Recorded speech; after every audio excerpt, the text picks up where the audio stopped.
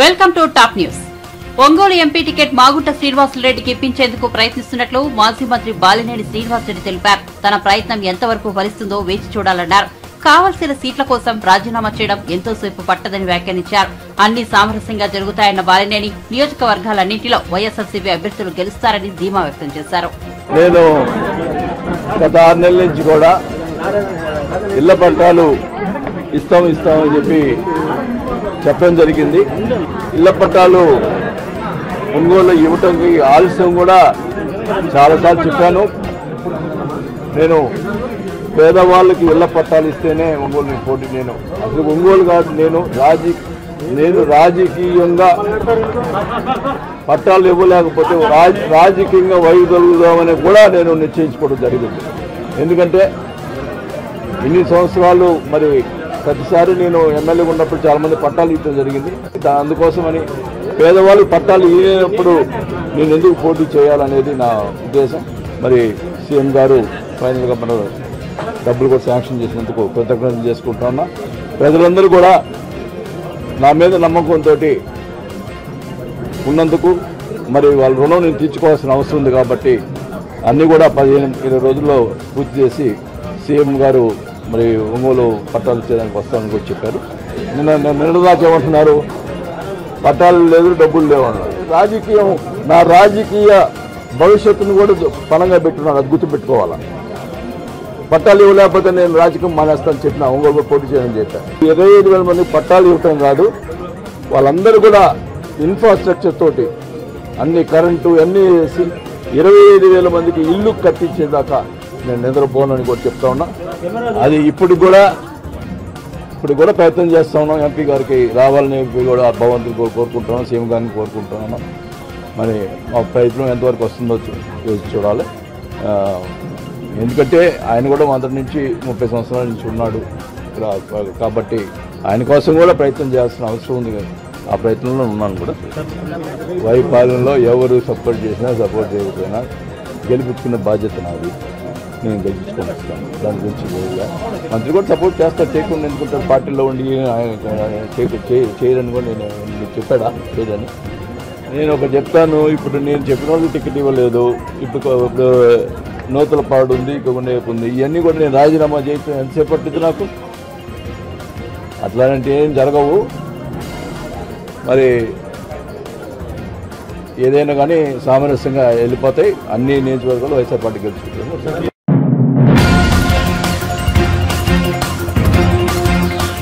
గుంపు మేస్త్రి దావస్ లో అన్ని అబద్దాలు చెప్పాడని కేటీఆర్ విమర్శించారు. ఇదేం గుంపు మేస్త్రి పాలన అంటూ రైతులు బాధపడుతున్నారన్నారు. కరీంనగర్ లో సోషల్ మీడియా వారియర్స్ సమావేశంలో పాల్గొన్న కేటీఆర్ ఈ సందర్భంగా కాంగ్రెస్ ప్రభుత్వ పాలనపై ఘాటు వ్యాఖ్యలు చేశారు. ఈ సందర్భంగా ఆయన మాట్లాడుతూ మొన్న కాంగ్రెస్ కు ఓటు వేసిన వారు పశ్చాత్తపడుతున్నారన్నారు.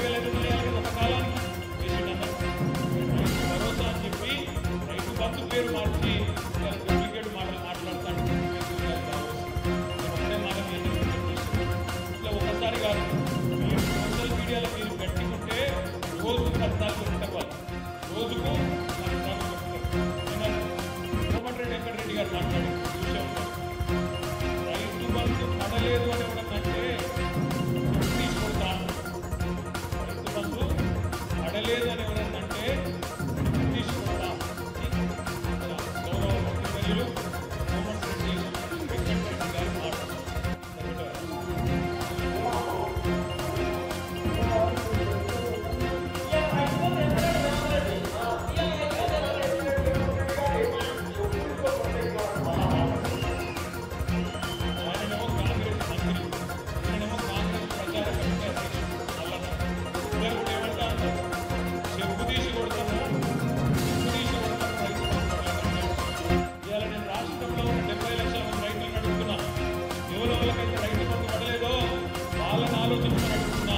వీళ్ళని ఏ చెప్పుతో కొట్టాలి రైతు బంధు చెప్పుతో కొడతారా ఓటుతో కొడతారా మీ ఇష్టం. చెప్పుతో కొడతారా ఓటుతో కొడతారా ఈ ప్రభుత్వాన్ని మీ ఇష్టం. కేసీఆర్ ఉన్నప్పుడు వారం రోజులు వేసిండట్లా వీళ్ళకు 2 నెలలైనా ఆలోచించుకుని రైతులు ఆల్రెడీ మంట మీద క్వింటాల్కి 500 బోనస్ అన్నాడు. రేపు ఇస్తాడా ఎన్నికల్లా ఇవ్వకపోతే రైతులు ఊరుకుంటారా? దీని సిద్ధ కట్టరు. 500 బోనస్ క్వింటాల్కు 4 తమ్ములు 500 బోనస్ తీరాలి. ఇవ్వకపోతే వాళ్ళ తరఫున మనమే గర్తించాలి, మనమే యాడ్ చేయాలి. 2 లక్షల రుణమాఫీ అన్నట్టు డిసెంబర్ 9 నాడు సోనియమ్మ జన్మదినం 2 లక్షల రుణమాఫీ. రైతులు మీరు పోయిపోయి తెచ్చుకోండి. ఇప్పటిదాకా తీసుకొని ఉంటే డిసెంబర్ 8 దాకా ఉండి తెచ్చుకోండి. పెట్టాలి. డిసెంబర్ 9 వెయ్యి, జనవరి 9 వెయ్యి, ఫిబ్రవరి 9 వస్తుంది. చేస్తాడా? ఎందుకంటే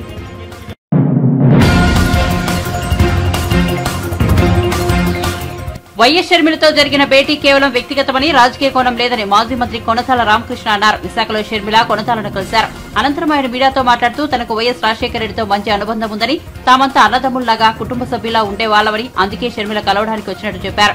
వైఎస్ కుటుంబంతో బంధం ఇప్పటిది కాదని, ఎప్పటి నుంచో కొనసాగుతోందని చెప్పారు. షర్మిల పీసీసీ చీఫ్ అయ్యారని, తాను రాలేదన్నారు. తనతో విజయమ్మ ఇప్పటికీ మాట్లాడుతుంటారని చెప్పారు. వచ్చారు, అది ఇన్వైట్ చేశారు.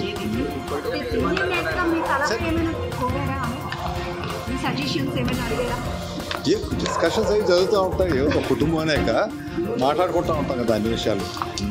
ఇప్పుడే చెప్పారు కదా, మాట్లాడలేదు అనుకుంటే తప్పు చెప్పిన వాళ్ళు అవుతా ఉంటుంది. మాట్లాడారు. తను కాంగ్రెస్ పగ్గాలు చేపట్టిన సందర్భం చెప్పారు. ఆవిడ ఎటాగా ఏం చేస్తున్నారు ఏంటో డీటెయిల్స్ చెప్పారు. నేను తీసుకున్న నిర్ణయాలు కూడా నేను మాట్లాడడం జరిగింది. జనసేనలోకి వెళ్తున్నారు కదా సార్, ఇప్పుడు మీరు ఆలోచన ఏమన్నా మరి నిర్ణయం మార్చుకునే అవకాశాలు ఉన్నాయా? మరి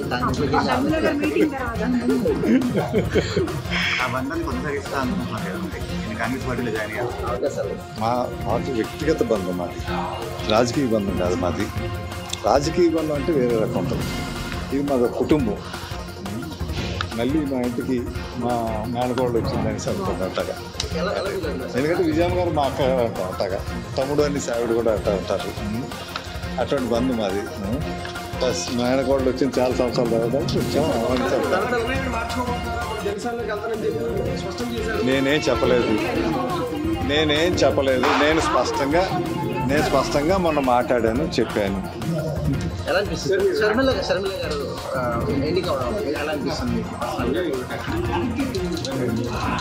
చాలా సంతోషం. ఆవిడ అగైన్ బ్యాక్ హోమ్గా మళ్ళీ కాంగ్రెస్లోకి వెళ్ళడం అన్నది. ఎస్ సార్, మీరు చాలా నష్టపోయారు రాజకీయంగా కదా. చాలా మళ్ళీ ఇప్పుడు మీరు ఆహ్వానించిన ఒక సంకేతాలు కూడా ఎంతవరకు చెప్తాం కదా. ఇది రాజకీయ కోణంతో చూడద్దు, రాజకీయ కోణంగా చూడొద్దు. ఇది నేను 15 సంవత్సరాలు నష్టపోయాను. ఎందువల్ల నష్టపోయాను అనేది అందరికీ తెలుసు. దాని గురించి నాకు రిగ్రెట్స్ కూడా లేవు. ఏదో నా చేతనంత వరకు చేయగలిగినంత రాజకీయాలకు అతీతంగా ఉత్తరాంధ్ర చర్చా వేదిక పెట్టుకొని కొంతకాలం చేయగలిగాను ఇష్యూస్ మీద. నేను ఎక్కడున్నా సరే అదే ఇష్యూస్ మీద వెళ్తాను. నేను జనసేన పవన్ కళ్యాణ్ గారితో మాట్లాడినప్పుడు కూడా ఈ ఇష్యూస్ తప్పనిసరిగా చేయాలి. ఉత్తరాంధ్ర కానీ, స్టీల్ ప్లాంట్ కానీ, పోలవరం కానీ, రైల్వే జోన్ కానీ, వెనుకబడినటువంటి ప్రాంతాల అభివృద్ధి కానీ, ఇవన్నీ కూడా ఉత్తరాంధ్ర సుజల స్రవంతి, ఇవన్నీ మా ఎజెండాలో ఉండవు. అవన్నీ పూర్తవ్వాలి ఎక్కడికి వెళ్ళినా. అటువంటి కేటగారికల్ ఇష్యూస్ తీసుకొని మేము ప్రకటన జరిగింది. నాకు కావాల్సిన ఆ ఇష్యూస్ చేయాలి. బ్రేక్ తర్వాత ఒక్కసారిగా మీ స్టాండ్ ఏంటో పవన్ కళ్యాణ్ గారితో వెళ్ళడానికి కారణాలు కూడా మొన్న అభిమానుల సమావేశంలో చెప్పారు. అంటే కొంత అనాలిసిస్ తర్వాత మీరు తీసుకున్న డెసిషన్కి ప్రధాన కారణాలు ఏంటంటే ఇవే అమ్మా, ఉత్తరాంధ్ర ఇష్యూస్ ఉండిపోయినట్టుగా ఈ 5 సంవత్సరాలు రిజాల్వ్ అవుతాయని చాలా ఆశిస్తున్నాం. ఎందుకంటే ఇవన్నీ కూడా స్వర్గీయ రాజశేఖర రెడ్డి గారి ఇనిషియేట్ చేసినట్టు ప్రాజెక్ట్. ఆయన పోలవరం ఆయన ప్రారంభించారు. అది చంద్రబాబు నాయుడు గారు కంటిన్యూ చేశారు. ఆయన చాలా మటుకు 60%, 70% మొట్టమొదటి ప్రాజెక్ట్ అయితే చాలా బాగా జరిగింది. సబ్సిక్వెంట్గా ఈ 4.5 years పూర్తి కావాలి. దురదృష్టవశాత్తు కాలేదు. అసలు మన ఆంధ్ర బ్యాక్ బోన్ అది. పోలవరం లేని ఆంధ్రాన్ని ఊహించలేము మనం. అటువంటి పోలవరాన్ని ఇప్పుడు పైగా ఆయన ఏమన్నారు గతంలో, పోలవరం స్టేట్ గవర్నమెంట్ తీసుకోవడం తప్పు, సెంటరే చేయాలి అని డిమాండ్ చేశారు. మరి కొన్ని వచ్చిన వెంటనే కొన్ని సెంట్రల్ గవర్నమెంట్ కానీ ఇచ్చేసి ఉంటుంటే ఓకే, అప్పుడు ఈయన్ని మనం అడిగేటువంటి నైతికత ఉండదు. కానీ అట్ట కూడా చేయలేదు. ఆయన మాట మీద ఆయన కూడా నిలబడలేదు. ఒక స్టీల్ ప్లాంట్ చూస్తున్నాం, ఉత్తరాంధ్ర సుజల స్రవంతి వాళ్ళ తండ్రి గారి చేత ఫౌండేషన్ వేయించాం. అది అసలు ఈ స్టేట్లో కంబైన్ స్టేట్లోనే one of the best projects. అది తక్కువ డబ్బుతో, అప్పుడులో ఎస్టిమేట్ అంటే దానికి 8,000 crores అండి, 8,000 కోట్లు, సుమారు 8 లక్షల ఎకరాలు. అదే ప్రాణహిత చేవలు అయితే 40,000 కోట్లు.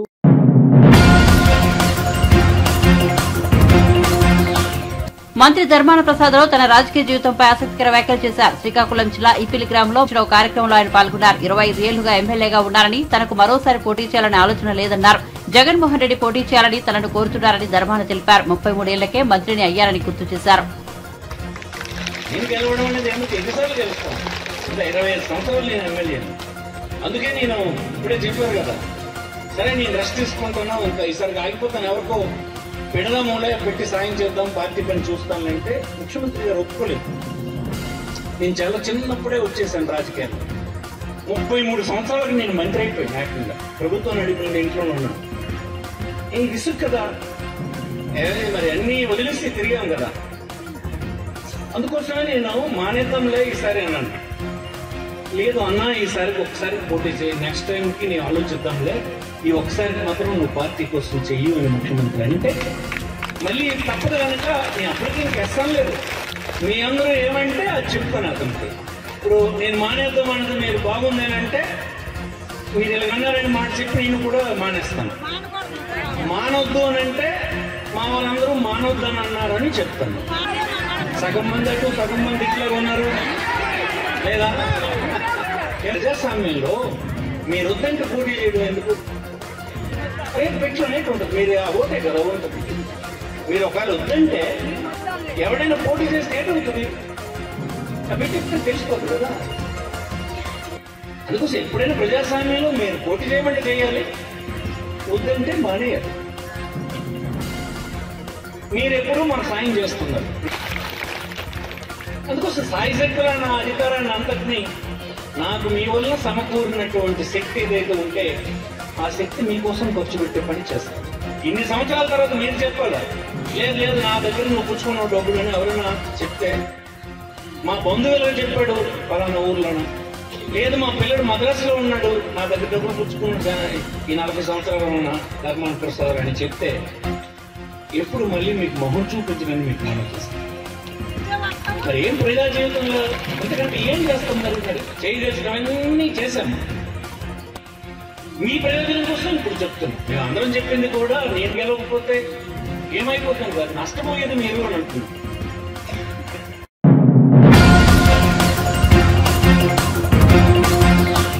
ఏపీలో అస్తిత్వం లేని కాంగ్రెస్ పార్టీకి కొత్త అధ్యక్షురాలను నియమించి హడావిడి చేయడం హాస్యాస్పదంగా ఉందని మంత్రి గుడివాడ అమర్నాథ్ విమర్శించారు. వైఎస్ షర్మిలపై తనకు వ్యక్తిగతంగా గౌరవం ఉందని తెలిపారు. తమపై షర్మిల రాజకీయ విమర్శలు చేయడం సరికాదన్నారు. ఏ పార్టీ, ఆ పార్టీకి ఉన్నటువంటి సంఖ్య ఏంటి, ఆ లేని పార్టీకి కొత్త అధ్యక్షులు ఏంటి, వాళ్ళు ఆ పార్టీ గురించి ఈ రాష్ట్రంలో ఎవరైనా మాట్లాడుకుంటున్నారా? అన్నీ చూసి మనం మాట్లాడాలి తప్ప ఏది పడితే అది మనం మాట్లాడి ముఖ్యమంత్రి గారిని విమర్శిస్తే ఎవరికో ఉపయోగపడుతుంది అనుకోవడం అనేటువంటిది హాస్యాస్పదం, అమాయకత్వం. దయచేసి మాకు వ్యక్తిగతంగా వారంటే అపారమైనటువంటి గౌరవం ఉంది. రాజశేఖర రెడ్డి గారి బిడ్డగా లేకపోతే జగనన్న సోదరిగానో లేకపోతే ఇంకోటో మాకు అపరమైనటువంటి గౌరవం ఉంది.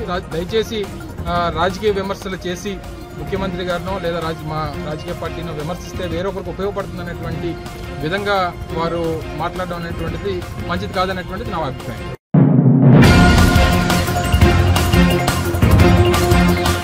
తెలంగాణలో కాంగ్రెస్ పార్టీ అధికారంలో వచ్చి 50 రోజులు పూర్తి చేసుకుంది. ఎన్నికల ముందు ఇచ్చిన 6 హామీల్లో ఈ 50 రోజుల్లో 2 పథకాలను అమలు చేశారు. మరో 4 పథకాలు అమలు చేయాల్సి ఉంది. అవి కూడా త్వరలోనే పూర్తి చేస్తామని కాంగ్రెస్ నేతలు చెబుతున్నారు. నేపథ్యంలో కాంగ్రెస్ నేతలు ఢిల్లీలో మీడియాతో మాట్లాడారు. తమ పాలనలో తెలంగాణ ప్రజలు ఆనందంగా ఉన్నారని, ఈ 50 రోజుల పాలనను గోల్డెన్ రూలింగ్ గా భావిస్తున్నామని కాంగ్రెస్ నేత మల్లు రవి తెలిపారు. తెలంగాణలో తొలిసారిగా ప్రజాస్వామ్య పునరుద్ధరణగా జరిగినట్లు ప్రజలు చెబుతున్నారని ఆయన పేర్కొన్నారు. తామిచ్చిన 6 గ్యారంటీల్లో ఉచిత ప్రయాణం, రాజీవ్ ఆరోగ్యశ్రీని అమలు చేశామని మల్లు రవి తెలిపారు. మిగిలిన 4 గ్యారంటీలను 100 రోజుల్లో అమలు చేస్తామని ఆయన పేర్కొన్నారు. 50 రోజుల పరిపాలన స్వర్ణయుగంగా ప్రజలు భావిస్తున్నారు. ఇలాగే మున్ముందు కొనసాగిస్తామని ఆయన ధీమా వ్యక్తం చేశారు. పార్లమెంట్ సభ్యుడిగా పోటీ చేయాలనే ఆలోచన ఉందని చెప్పారు. అయితే పోటీపై నిర్ణయం తీసుకోవాల్సింది అధిష్టానమని మల్లు రవి స్పష్టం చేశారు. 2 గంటల నుంచి 4 గంటల మధ్యలో తెలంగాణ భవన్లో ప్రెసిడెంట్ కమిషనర్స్ సమక్షంలో ఛార్జ్ తీసుకోవడం జరుగుతుంది. ఇది మీడియా ద్వారా మన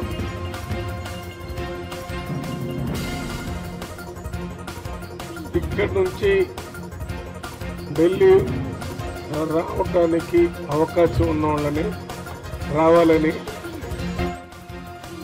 అక్కడ అవైలబుల్గా ఉన్నవాళ్ళు 28వ తారీఖున 2 గంటల నుంచి 4 గంటల మధ్యలో తెలంగాణ భవన్కి రావాలని విజ్ఞప్తి చేస్తున్నాం.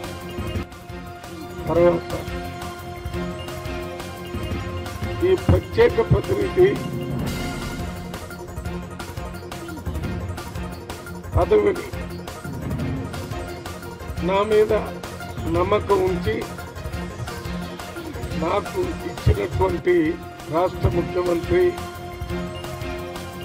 రేవంత్ రెడ్డి గారికి, ఏఐసిసి అధ్యక్షులు మల్లికార్జున ఖార్గే గారికి, కేసీ వేణుగోపాల్ గారికి, మన in charge general secretary Deepa Das Munshi గారికి నా హృదయపూర్వక నమస్కారాలు తెలియజేస్తున్నాను. ఈ స్పెషల్ రిప్రజెంటేటివ్ పోస్టు 2004లో ఆనాటి ముఖ్యమంత్రి రాజశేఖర రెడ్డి గారు యునైటెడ్ ఆంధ్రప్రదేశ్కి నన్ను ప్రత్యేక ప్రతినిధిగా నియమించడం జరిగింది. 4 సంవత్సరాలు అక్కడ ఢిల్లీలో పనిచేసి ఆనాడు ఉన్నటువంటి పెండింగ్ ఇరిగేషన్ ప్రాజెక్టులు, ముఖ్యంగా ఇతర ప్రాజెక్టులన్నింటినీ కూడా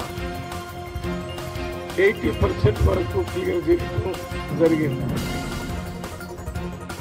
ఆ అనుభవాన్ని దృష్టిలో పెట్టుకుని గత 10 సంవత్సరాల నుంచి మనకు రావాల్సినటువంటి ఇరిగేషన్ ప్రాజెక్ట్స్ కి క్లియరెన్స్, సెంట్రల్ వాటర్ సిడబ్ల్యూసి అక్కడి నుంచి, అదే రకంగా ఎన్విరాన్మెంట్ ఫారెస్ట్ నుంచి కావాల్సినవి చాలా పెండింగ్లో ఉన్నాయి. మనందరికీ తెలుసు, మన పాలమూరు రంగారెడ్డి ప్రాజెక్టు కూడా ఈ క్లియరెన్స్ రాకపోవటం వల్ల పళ్ళు ఆగిపోవటం, మళ్ళీ కదలటం, మళ్ళీ ఆగిపోవటం, ఇది మనకు తెలిసింది. తెలియని చాలా ఉంటాయి. వీటన్నిటి మీద నిన్న సాయంత్రం ముఖ్యమంత్రి రేవంత్ రెడ్డి గారితో కలిసి కలవటం జరిగింది. ప్రాముఖ్యత కలిగినటువంటి ముఖ్య అంశాలు, ఇరిగేషన్ సంబంధించిన పెండింగ్ ఉన్నటువంటి ప్రాజెక్టుల గురించి, ముఖ్యంగా వాటితో పాటు డిఫెన్స్ మినిస్ట్రీలో మన రాష్ట్ర ప్రభుత్వానికి రావాల్సినటువంటి క్లియరెన్స్ చాలా కాలంగా పెండింగ్లో ఉన్నాయని చెప్పారు. వాటి గురించి కూడా ప్రత్యేక శ్రద్ధ తీసుకోవడం జరుగుతుంది. అంతేకాకుండా మరి ఇప్పుడు 10 సంవత్సరాలు అయింది. మనకి ఢిల్లీలో ఆంధ్ర ప్రదేశ్ సంబంధించినటువంటి గెస్ట్ హౌస్, తెలంగాణకు సంబంధించిన గెస్ట్ హౌస్, అవి సపరేట్గా 2 రాష్ట్రాలు ఎక్కడ ఏమి తీసుకోవాలనేది ఇంతవరకు మన ముఖ్యమంత్రి రేవంత్ రెడ్డి గారు వచ్చేంత వరకు క్లియర్ కాలేదు. రేవంత్ రెడ్డి గారు వచ్చిన తర్వాత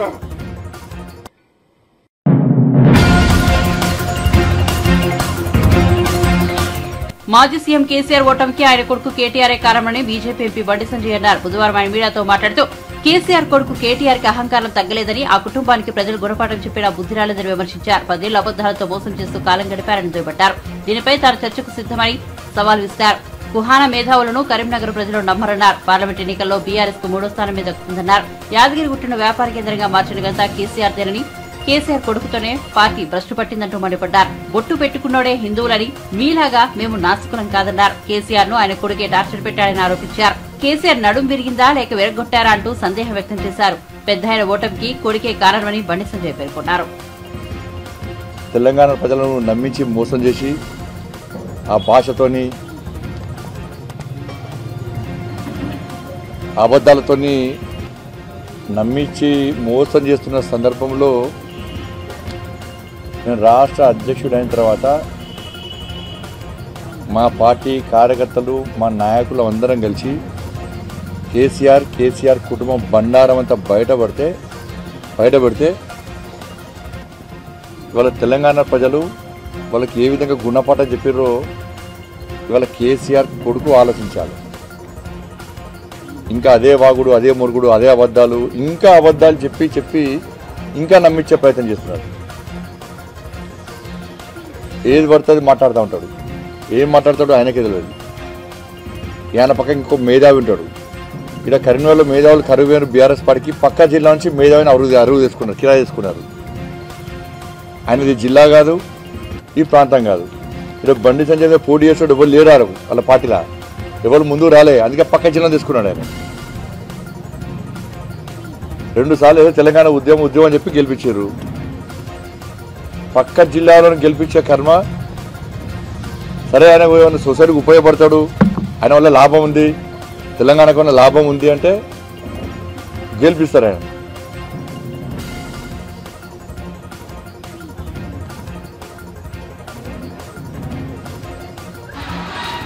బండి సంజయ్ ఏం చేసిండు అంటున్నాడు. ఇవాళ మీ అయ్యని రమ్మని చర్చకు. మీ అయ్య వస్తే భాగ్యలక్ష్మి అమ్మవారి దగ్గరికి వస్తాడా, లేకుంటే ఏడికైనా చర్చ రమ్మను. వేములవాడ దేవస్థానం రమ్మని చెప్పండి, కొండగడ దేవస్థానం మీ అయ్యని రమ్మని చెప్పు. నేను చర్చకు సిద్ధం. నేను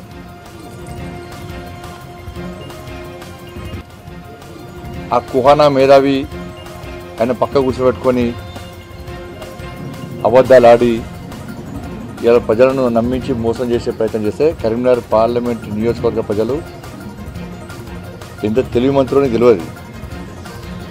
ఇంకా మీ మాటలను, మీ కుటుంబం యొక్క గుత్తాధిపత్యాన్ని సహించే స్థితిలో తెలంగాణ రాష్ట్ర ప్రజలు లేరు.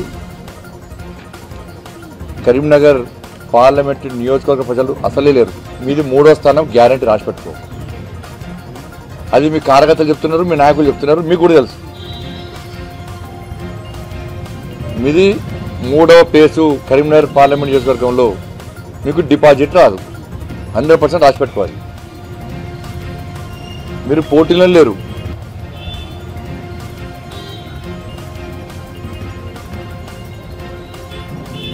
ఇవాళ 10 సంవత్సరాలు ఈ సోకాల్డ్ మేధావి ఉన్నాడు. ఆయన ఏం చేసిండంటే ఒక టిప్పర్ లోన్ అని దరఖాస్తులు పంపిండు. ఒక టిప్పర్ మొరం కూడా వేయలే ఆయన ఎప్పుడు దరఖాస్తు పంపడే. దగ్గినా తుమ్మినా మంత్రి ఎంపీ ఉన్నప్పుడు అన్ని పంపిండు దరఖాస్తులు, కానీ ఏం చేయడు. కానీ పార్లమెంట్లో మాట్లాడిన మాటలన్నీ కూడా ఎవరికి ఉపయోగపడ్డాయి అంటే కేసీఆర్ కుటుంబానికి వనరులు చేకూర్చిపడడానికి, అక్రమంగా సంపాదించుకోవడానికి, తెలంగాణకు నిధుల పేరుతోని కేసీఆర్ కుటుంబానికి ఉపయోగపడ్డది తప్ప. నేను అడుగుతున్న వాళ్ళ కరీంనగర్ నువ్వు 10 సంవత్సరాల మీ ఎంపీ కదా, చాలా పెద్ద మేధావి కదా, కేసీఆర్ కుటుంబం ఇంకా మేధావి కుటుంబం కదా.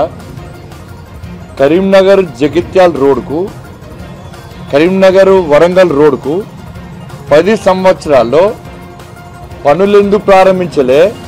పనులు ప్రారంభించేటప్పుడు నీ అయ్యచ్చి ప్రారంభించండి, తాతచ్చి ప్రారంభించండి అని మేధావి ప్రారంభించండి. ఎవరు ప్రారంభించండి? మరి నేనే కదా ప్రారంభించేసింది మోడీ గారు.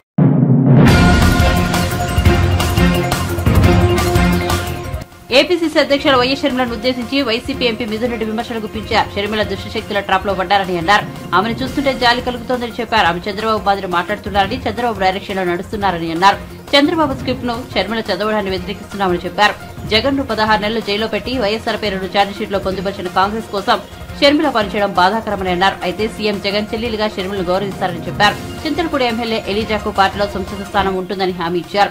ఏలూరులో వైసీపీ కార్యాలయంలో పశ్చిమ గోదావరి జిల్లా నేతలతో మిథున్ రెడ్డి సమావేశమయ్యారు. ఈ సమావేశంలో మాజీ మంత్రి ఆలనాని కూడా పాల్గొన్నారు. ఈ సమావేశంలో మిథున్ రెడ్డి మాట్లాడుతూ ఈ వ్యాఖ్యలు చేశారు. నేను మీకు మేలు చేస్తుంటే మీరు నాకు ఓటేయండి అని ధైర్యంగా చెప్పి ఈరోజు మంచి చేశారు కాబట్టి ఇంత ధైర్యంగా చెప్పి ఈరోజు మళ్ళీ కూడా ఈరోజు రాబో ఎలక్షన్లో ప్రజలు ముందుకు వస్తున్నారు. సో ఈ ఉభయ గోదావరి జిల్లాల్లో అదేవిధంగా కృష్ణా జిల్లా అన్నీ కూడా కలిపి ఏలూరులో 30వ తేదీ ఒక సన్నాహక సభ ఎలక్షన్కు పెట్టబోతున్నాము. ఈరోజు మా ఏలూరు జిల్లా అధ్యక్షులు నాని గారు, అదేవిధంగా వెస్ట్ గోదావరికి సంబంధించిన ఎమ్మెల్యేలు అందరూ కూడా ఈరోజు మాట్లాడడం జరిగింది. ఈ సభని భారీగా విజయవంతం చేసి జగన్మోహన్ రెడ్డి గారి మెసేజ్ని క్యాడర్ అందరూ కూడా ఇచ్చే విధంగా ఈ సభని ఆర్గనైజ్ చేయబోతున్నాము. 30వ తేదీ మధ్యాహ్నం 2 గంటలకు ఈ సభ ప్రారంభమై సాయంత్రం 5 గంటల వరకు ఈ సభ ఉంటుంది. సో లక్షలాది మంది క్యాడర్ ఈ సభకు తరలివస్తారని చెప్పి కూడా తెలియజేస్తున్నాను. అదేవిధంగా వైఎస్ఆర్ కాంగ్రెస్ పార్టీ క్యాడర్ అందరూ కూడా ఈరోజు వైఎస్ఆర్ కాంగ్రెస్ పార్టీ ప్రజాప్రతినిధులు, నాయకులు, అదేవిధంగా బూత్ కమిటీ సభ్యులు అందరినీ కూడా ఈ కార్యక్రమానికి ఇన్వైట్ చేయడం జరుగుతుంది. వాళ్ళందరూ కూడా దీంట్లో ఒక భాగస్వామ్యం తీసుకొని అందరూ కూడా ఈ కార్యక్రమాన్ని విజయవంతం చేయాలని చెప్పి కూడా మేము కోరుకుంటాం. పాలిటిక్స్ అన్నాక ఎలక్షన్ దగ్గరకు వచ్చే కొద్దీ ఒకరికిద్దరికి ఉంటుంది, అసంతృప్తి ఉంటుంది. బట్ అందరూ కూడా ఒక వైఎస్ఆర్ కాంగ్రెస్ పార్టీలో అందరూ కూడా కలుపుకొని వాళ్ళందరూ కూడా తగిన న్యాయం చేస్తాం. సో ఈవెన్ ఇప్పుడు మీరు చింతలపూడి అన్నారు, ఎలీజా గారు కూడా పార్టీకి చాలా మేలు చేశారు. ఒక్కటే కారణం ఏమంటే ఇది వరకు కూడా మన విజయరాజు గారు గత ఎలక్షన్లో కూడా ఆస్పిరెంట్గా ఉన్నారు. ఈసారి ఆయనకు అవకాశం ఇచ్చారు కాబట్టి ఈసారి ఎలీజా గారిని ఇచ్చేయడం, ఆయన కూడా పార్టీలో మంచి స్థానం కల్పిస్తారు, మంచి పోస్ట్ కూడా ఇస్తారు. సో ఆయన కూడా ఎక్కడ తప్పు పట్టే విధంగా ఆయన ఇప్పుడు కూడా వ్యవహరించలేదు. సో ఎలీజా గారు కూడా ముఖ్యమంత్రి గారు చాలా ఇంపార్టెన్స్ ఇస్తూ ఉన్నారు. అదేవిధంగా ఆయనకు ఒక మంచి స్థానం ఉంటుంది. విషయానికి వస్తే ముఖ్యమంత్రి జగనన్న గారి చెల్లెలుగా మాకు గౌరవం ఉంది. కానీ ఈరోజు బాధాకరమైన విషయం ఏమంటే 16 నెలలు జైల్లో పెట్టిన కాంగ్రెస్ పార్టీని ఆ రోజు షర్మిల గారు కూడా తప్పుపట్టారు. అదేవిధంగా రాజశేఖర రెడ్డి గారి పేరు కూడా ఈరోజు ఎఫ్ఐఆర్లో ఆ రోజు ఛార్జ్షీట్లో ఎఫ్ఐఆర్లో పెట్టిన పార్టీ కాంగ్రెస్ పార్టీ. మళ్ళీ అదే పార్టీకి వెళ్ళి ఆవిడ ఈరోజు చంద్రబాబు నాయుడు గారి ట్రాప్లోనో లేకపోతే ఇతరత్ర దుష్ట శక్తుల ట్రాప్లోనో ఈరోజు ఆవిడ ఉందనేది వాస్తవం. ఈరోజు చంద్రబాబు నాయుడు గారి లైన్ ఏదైతే ఉందో అదే లైన్లో ఆవిడ ఈరోజు అన్ని కార్యక్రమాల్లో కూడా చంద్రబాబు నాయుడు గారు ఏం మాట్లాడుతున్నారో షర్మిల గారు కూడా అవే విమర్శలు చేస్తూ ఉన్నారు. సో ఆ రోజు 16 నెలలు సొంత అన్నని జైల్లో పెట్టిన పార్టీ, అదేవిధంగా రాజశేఖర రెడ్డి గారి పేరు ఛార్జ్షీట్లో పెట్టిన పార్టీని ఈరోజు మళ్ళీ సమర్థిస్తున్నారంటే ఈరోజు ఆవిడని విమర్శించేదానికన్నా ఆవిడ పట్ల నిజంగా జాలేస్తుందని చెప్పి కూడా నేను తెలియజేస్తా ఉన్నాను. ఇలాంటి ఎవరైతే చంద్రబాబు నాయుడు గారు లేకపోతే ఈ వారి వర్గం అంతే వాళ్ళ ఏదైతే కోటరీ ఉందో వాళ్ళందరి ట్రాప్లో ఆవిడ ఉన్నారని చెప్పేది ఈరోజు అందరూ కూడా తెలుసుకునే విషయం. మొన్న ఈ మధ్యలోనే మణిపూర్ ఘటనని వైఎస్ఆర్ కాంగ్రెస్ పార్టీ ఏం కూడా మాట్లాడలేదన్నారు. పార్లమెంట్లో వైఎస్ఆర్ కాంగ్రెస్ పార్టీ గట్టిగా బీజేపీ గవర్నమెంట్ నిలదీసింది. అక్కడ కేవలం 2 ఎంపీలు ఉన్నా కూడా దేశంలో భాగమే. మణిపూర్లో వాళ్ళకు న్యాయం చేయాలి, అక్కడ ఉండే సమస్యలన్నింటి కూడా పరిష్కరించాలని చెప్పి గట్టిగా వైఎస్ఆర్ కాంగ్రెస్ పార్టీ పార్లమెంట్లో మాట్లాడింది. అదేవిధంగా అన్ని సమస్యలపైన కూడా మేము పార్లమెంట్లో మాట్లాడాలి. కాకపోతే